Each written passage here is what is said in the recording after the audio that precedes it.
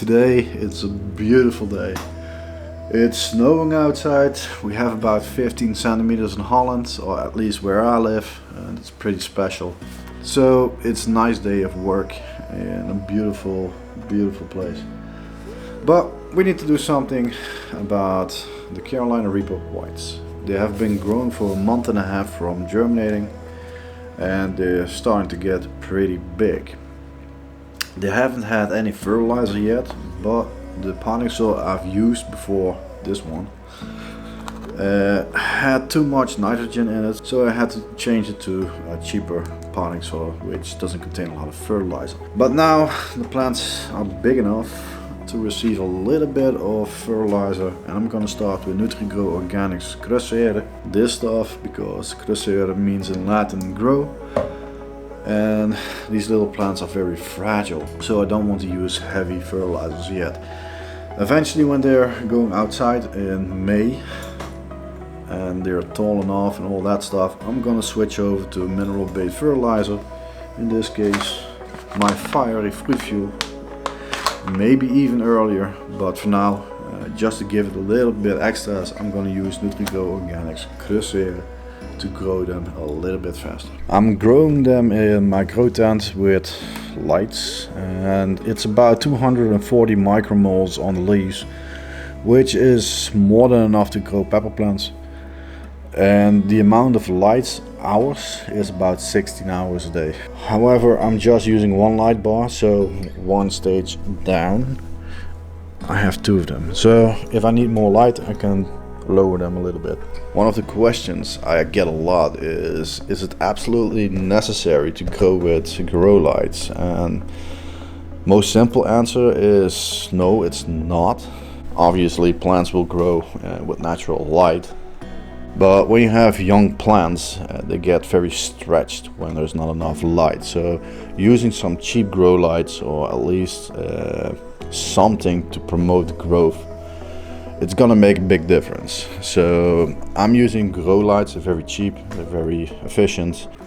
By the way, don't use Osmocote or Nitrocote when the plants are very small, because a container like this with half a liter in volume with potting soil contains some fertilizer. Maybe it's not enough, but when you introduce a water-based fertilizer and the added Osmocote or Nitrocote, which are timer leaves or water activated fertilizers, well, you get a big problem, because you have two fertilizers in one pot and it's going to damage your leaves. So you're better off using a water-based fertilizer, or only Osmocote or Nitrocote.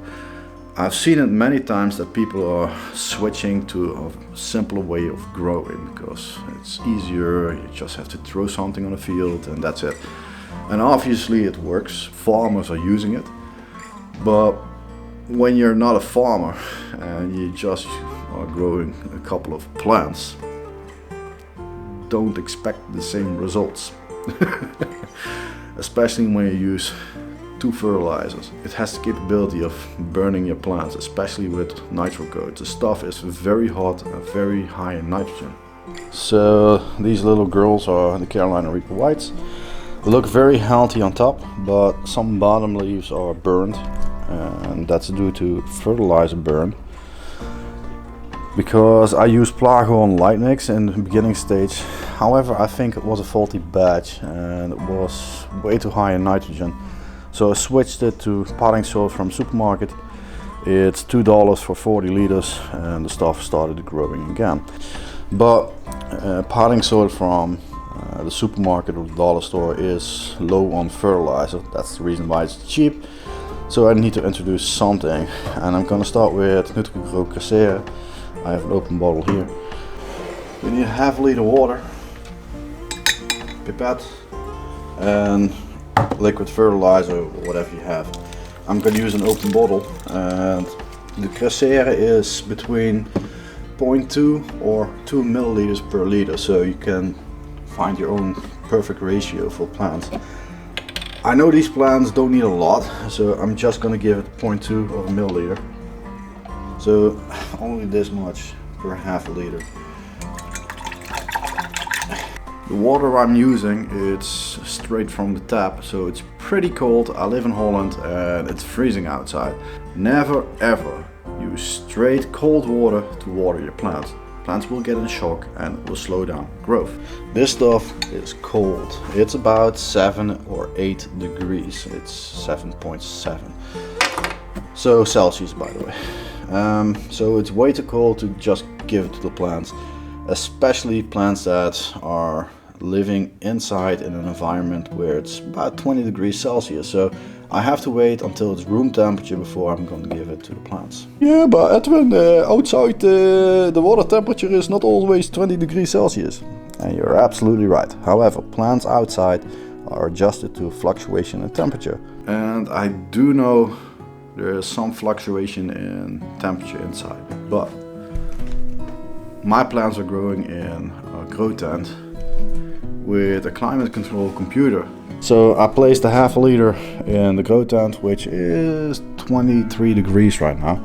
And I know a lot of people are in a hurry and it's always work, but you can do this the day before you're gonna water the plant. So there's no need for stressing around or stressing about. Well, it has been an hour. Water is room temperature. This pipette is 10 milliliters and I'm gonna give about 20 milliliters per plant. By the way, 20 milliliters every other day, it's more than enough and sometimes even too much. So be aware that you don't give too much water.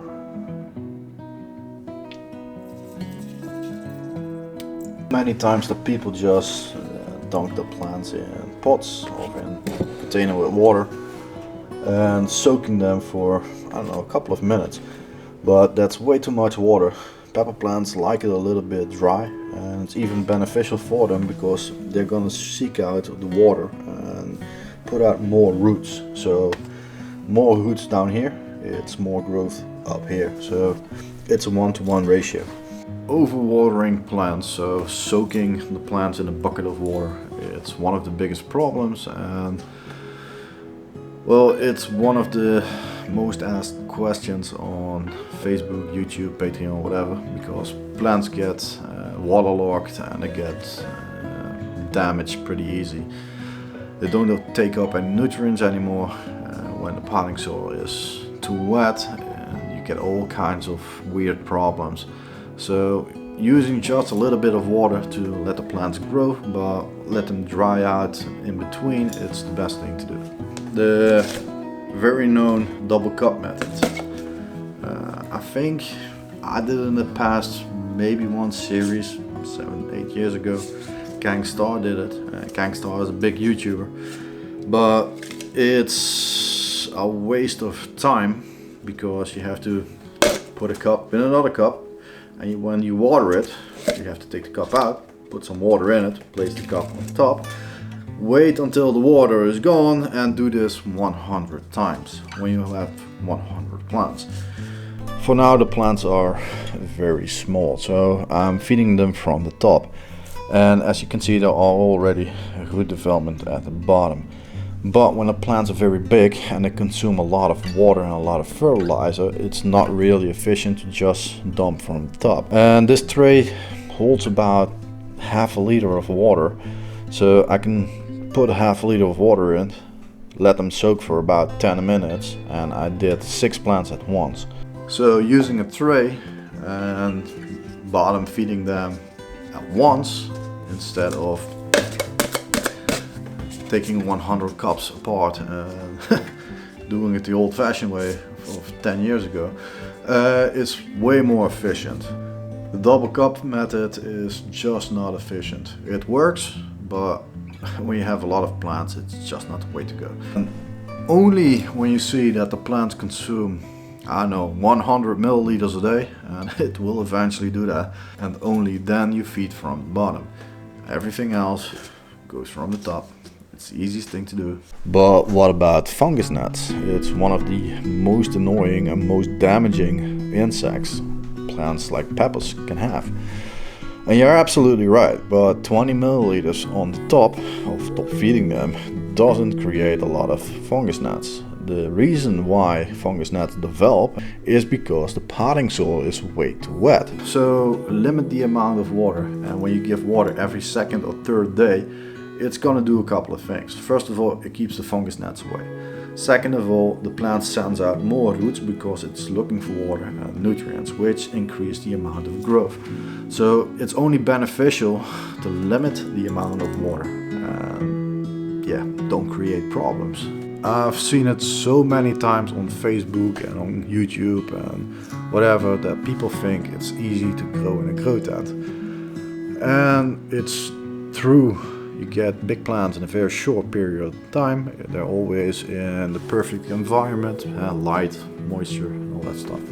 It's also the easiest thing to create big problems, especially with fungi, bacteria, fungus gnats, insects, and all that stuff, because it's going to infect every level of a grow tent. So start at the right period, and you don't want to grow a Stretch Armstrong. You want to grow a short plant with a lot of nodes. So the plants get very sturdy and strong.